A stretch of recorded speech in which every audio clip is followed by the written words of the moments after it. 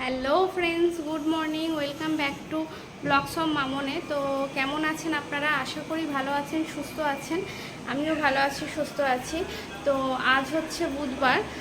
তো এখন বাজে আপনার সকাল 10টা। তো এখন থেকে আমি আমার ব্লগটা স্টার্ট করছি। তো কী হয়েছিল, তারাপীঠ থেকে ঘুরে এসে কদিন এনার্জি পাচ্ছিলাম না ব্লগ করার জন্য। তো ভালো লাগছিল না আর কি। এই করছি করব দুদিন কী হয়েছে, কিছু কিছু শ্যুট করেছি, কিন্তু তারপরে দেখছি ভিডিওগুলো কমপ্লিট করিনি। তো তার জন্য আর কি 2-3 দিন ভিডিওটা ছাড়া হয়নি। তো আজকে ভাবলাম না, এরকম করলে হবে না। তো আবার এনার্জি জুটিয়ে নিয়ে লেগে পড়েছি ব্লগ করতে। তো পাপা উঠে গেছে, পাপাকে টিফিন করিয়ে দিয়েছি। তো ও আজকে টিফিনে দিয়েছি দুধ কর্নফ্লেক্স। তো মেয়ে গেছে টিউশন, ওরও আসার টাইম হয়ে গেছে। তো আমারও মোটামুটি কাজকর্ম সব কমপ্লিট হয়ে গেছে।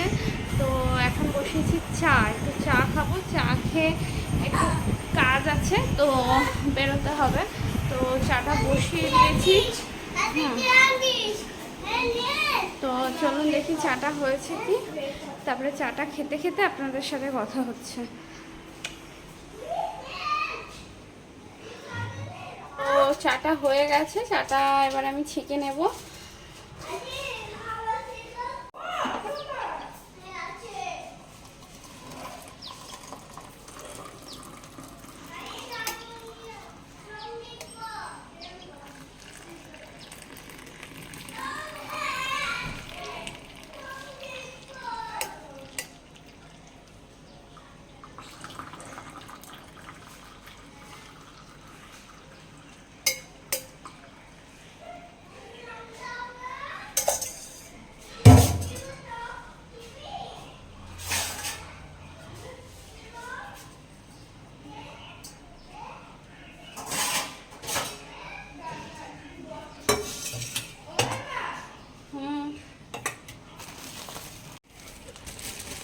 তো চা আর সঙ্গে আছে খাড়ি।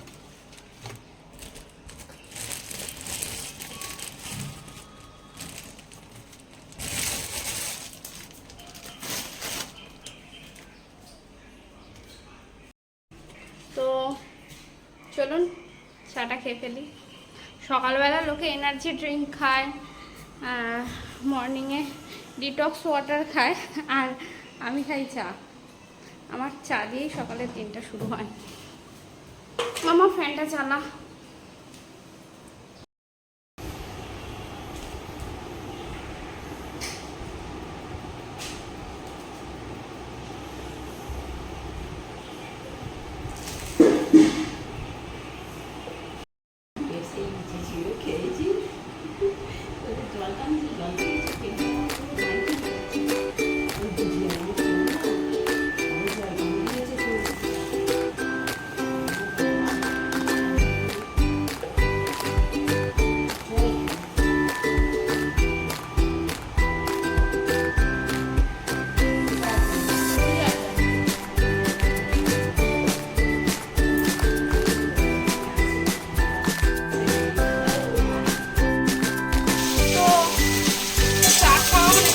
হয়ে গিয়েছিল, পরে আর রান্নাবান্না বসিয়ে দিয়েছিলাম।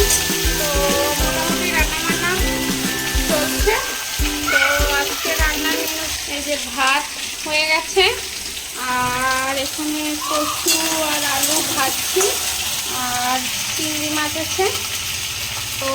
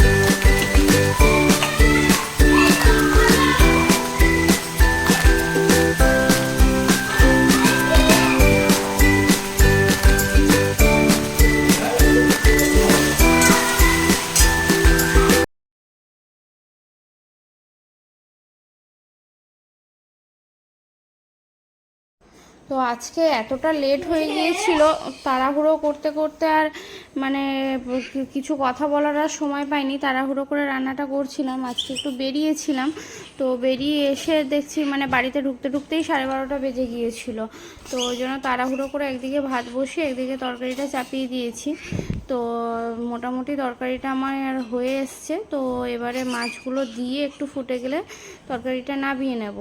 তো ছেলেরও খুব খিদে পেয়ে গিয়েছিল, ওরও স্নান হয়নি, ওই জন্য প্রচণ্ড তাড়াহুড়োর মধ্যে আর মানে কিছু বলা হয়নি যে তরকারিটা পুরো রেসিপিটা শেয়ার করব আপনাদের সাথে। তো সেটা সম্ভব হয়নি, তো অন্য কোনো একদিন আমি রেসিপিটা শেয়ার করব। তো তরকারিটা দারুণ টেস্ট হয়েছিল, মানে এরকম কচু আলু দিয়ে কোনো সময় মানে মালাইকারি তো আমরা সব সময় খেয়ে থাকি এরকম চিংড়ির, তো আমিও ভেবেছিলাম মালাইকারিই করব। তো ভাবলাম না, গরমের মধ্যে একটু কচু আলু দিয়ে পাতলা করে ঝোল করি, তো করি মাঝে মাঝে। তো এত সুন্দর টেস্ট হয়েছিল, কোনো সময় আপনারাও একটু ট্রাই করে দেখবেন। তো গরমকালে একটু হালকা লেবু চিপে খেতে দুপুরে অসাধারণ লাগবে। তো মোটামুটি আমার তরকারিটা হয়ে এসছে, একটুখানি চিংড়ি মাছগুলো দিয়ে একটু ফুটে গেলে আমি তরকারিটা নামিয়ে নেব। আর তার মধ্যে তাড়াহুড়ো করে কাজগুলোও সেরে ফেলি। মোটামুটি রান্নাটা কমপ্লিট হয়ে গেছে, এখন একটু শাক ভাজা বাকি। তো এটা হয়ে গেলে শাকটা ভেজে নেবো, তরকারিটা নামিয়ে নিলে মোটামুটি রান্নাবান্না কমপ্লিট হয়ে যাবে। তো এরই মধ্যে ছেলেকে স্নানটাও করিয়ে নিচ্ছিলাম তরকারিটা করতে করতে। আর মোটামুটি একটু কাজগুলো সব, যেহেতু বাড়িতে রেখে গিয়েছিলাম ছেলে মেয়েকে একা, তো বাড়িটা একেবারে মানে জঘন্য অবস্থা করে রেখে দিয়েছিল। তো সবই একা হাতে সামলাতে হয়। তো করতে করতে মোটামুটি আমার অনেকটাই লেট হয়ে গিয়েছিল। তো দেখুন তরকারিটা মোটামুটি কমপ্লিট হয়ে গেছে। তো আজকের মতন ভিডিওটা এইটুকুই। আশা করি আপনারা ভালো থাকবেন, সুস্থ থাকবেন। Tata, by.